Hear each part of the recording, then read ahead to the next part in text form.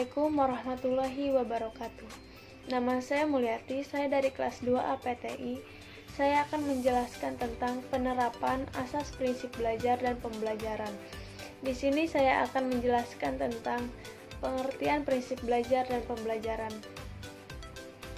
Menurut Gestalt, prinsip belajar adalah suatu transfer belajar antar pendidik dan peserta didik, sehingga mengalami perkembangan dari proses interaksi belajar, mengajar dan dilakukan secara terus-menerus, dan diharapkan peserta didik mampu menghadapi permasalahan dengan sendirinya melalui teori-teori dan pengalaman yang sudah diterimanya atau yang pernah dialaminya. 2.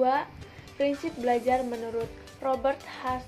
Davis adalah suatu komunikasi terbuka antara pendidik dengan peserta didik, sehingga siswa termotivasi belajar yang bermanfaat bagi dirinya melalui contoh-contoh dan kegiatan praktek yang diberikan pendidik lewat metode yang menyenangkan siswa atau tidak membosankan. Dapat disimpulkan bahwa prinsip belajar adalah landasan berpikir, landasan berpijak, dan sumber motivasi agar proses belajar dan pembelajaran dapat berjalan dengan baik antara pendidik dengan peserta didik. Selanjutnya yaitu penerapan asas prinsip belajar dan pembelajaran. 1. Pembelajaran untuk belajar isyarat. Belajar isyarat merujuk pada proses yang dimulai dengan mengenal adanya isyarat, tanda, atau petunjuk yang mengimplikasikan pada proses perubahan perilaku. 2. Pembelajaran untuk stimulasi respon. 3. Proses pembelajaran yang baik ialah yang memungkinkan terjadinya relasi antara stimulus dan respon dengan baik. 4.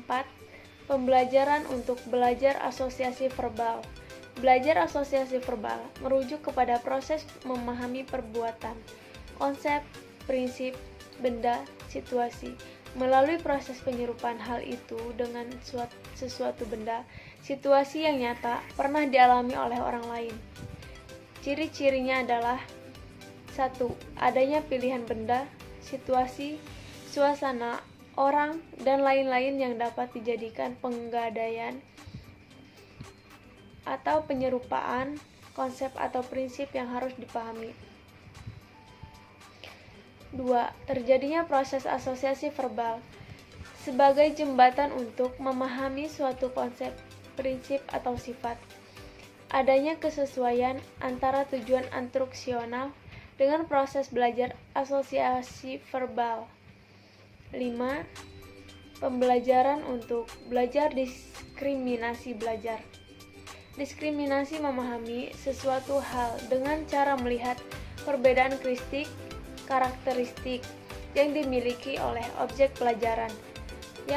Hal-hal yang harus diperhatikan yaitu menghadap kepada karakteristik yang khas, memahami dua hal yang berbeda, menyajikan suasana di mana seseorang dapat menerapkan pengertian tentang dua hal itu melalui proses klasifikasi, memberi jalan bagi individu untuk memantapkan hasil pemahamannya itu. 6. Pembelajaran untuk belajar konsep belajar. Belajar konsep merujuk kepada aktivitas individu dalam memahami sesuatu benda, proses, gejala, aturan, pengalaman melalui proses mengenal ciri-cirinya, contoh, dan sifat dari ciri-cirinya itu. 7. Pembelajaran untuk belajar aturan. Belajar aturan merujuk kepada proses belajar membangun prinsip atau aturan dengan menggunakan serangkaian fakta data, peristiwa dan pengalaman yang telah diketahui atau dialami atau sebelumnya pernah dialami. 8. Pembelajaran untuk belajar memecahkan masalah.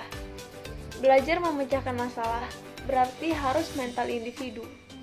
Berarti proses mental individu dalam menghadapi suatu masalah untuk selanjutnya menemukan cara mengatasi masalah melalui proses berpikir yang sistematis dan cermat. Adapun yang harus kita perhatikan yaitu merasakan adanya masalah.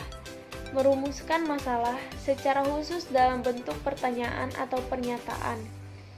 Memberikan jawaban sementara atas pertanyaan yang diajukan. Mengumpulkan dan mengolah data dan informasi. Merumuskan kesempatan mengenai pemecahan masalah tersebut.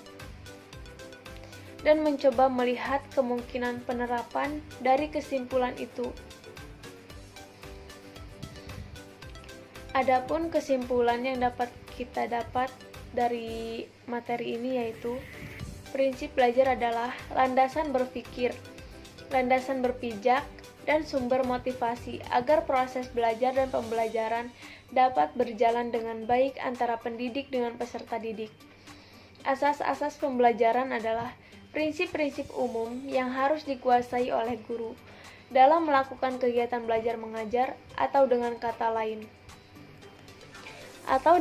lain, asas-asas pembelajaran adalah suatu yang dijadikan dasar berpikir dan bertindak untuk menciptakan proses belajar yang baik. Hanya itu yang dapat saya sampaikan, kurang dan lebihnya mohon maaf. Saya akhiri, wassalamualaikum warahmatullahi wabarakatuh.